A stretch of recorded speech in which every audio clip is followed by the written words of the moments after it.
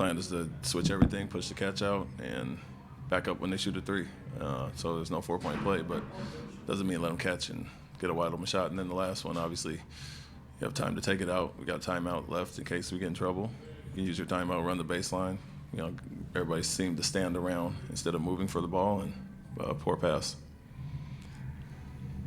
What defensively, what was the struggle tonight? I know that you were frustrated with the defense the last few games. I mean, more of the same, lack of physicality, toughness, all those things. And so we didn't really deserve to win the game, and basketball gods got us at the end. I apologize if you've already been asked, but just before those last few possessions, what do you think of the overall defensive effort compared to last week? Before the last few possessions, felt like we showed up for a half tonight, or half of a quarter. And that was that fourth quarter when we made a run there and got the lead, and then obviously gave it up with the last sequence. But, when you play only half of one quarter, you don't really deserve to win anyway. What led to the missed coverages on the last two threes that they hit? Yeah, we let them catch and get a shot off too easy. We want to switch everything, push the catches out, and back up when they take the shot, because we don't want a 4-point play, obviously, but that doesn't mean let the guy just shoot an open shot and don't contest it at all, or be in the vicinity. And then obviously the turnover at the end, we got a timeout. You got to run the baseline. Guys got to get open and not just stand in one spot. And then we got to use that timeout if you don't like anything. But poor pass there. Coach, Alperen tonight, I feel like he was playing like Shaquille O'Neal because of his missing free throws.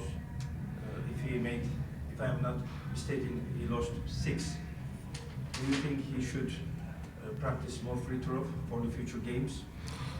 No, I mean, we all practice a lot of free throws, and so it's not on that. We played three and a half quarters of uninspired basketball as a team in general, and played the final 5-6 minutes well, and so that's not on him. Obviously, you make free throws, you extend the lead, but we had a 4-point lead with a few seconds left, so we should have won that regardless. Also, when he get the technical, you're nervous, you might get the second one? No. Is there a common denominator in these losses that you're seeing that you've shared with the guys, something that they're doing that you'd like to see changed? Yeah, I mean, looks like confidence is gone and aggressiveness is gone. The things that obviously we had some big wins last week, and it's night and day from then.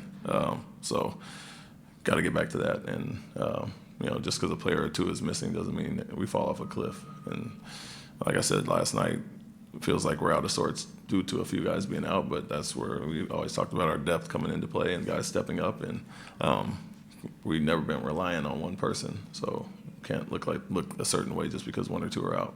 Do you think after some of the big wins that you guys had on the last road trip, that you guys get a little comfortable? Is there anything like that? I think even before that, I talked about our starts to games, and our defense in general had a ton of slippage in January, and so we still won those games. It was more of a shootout, more offensive improvement, but get back to doing what we're doing. And although they didn't score 100 tonight, it wasn't really due to our defense, more of them missing shots, and it wasn't our physicality. So regardless of the outcome tonight, or if we would have won or lost, I don't feel like we played up to our potential defensively at all, obviously offensively either.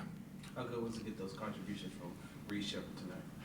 Yeah, we needed it from whoever could provide a spark. And when we looked dead and lifeless at times, it's good for Reed and Cam and some of the bench guys to come in and infuse us with that.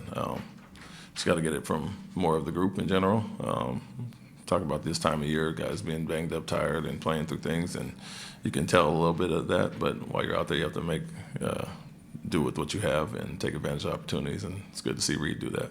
Coach, I noticed that you weren't in your usual spot as far as on the sideline is concerned, where you sitting on the bench a lot, where you're just trying to get another view or angle of the game. No reason. No, we know what we got to do against this team. We just played them and got to go out and execute.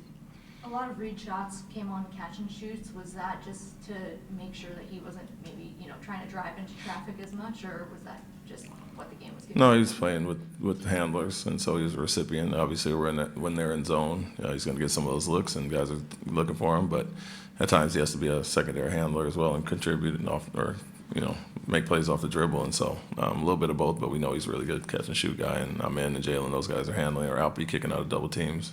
He's going to be a recipient of some of those. Thanks, Coach. Thank you.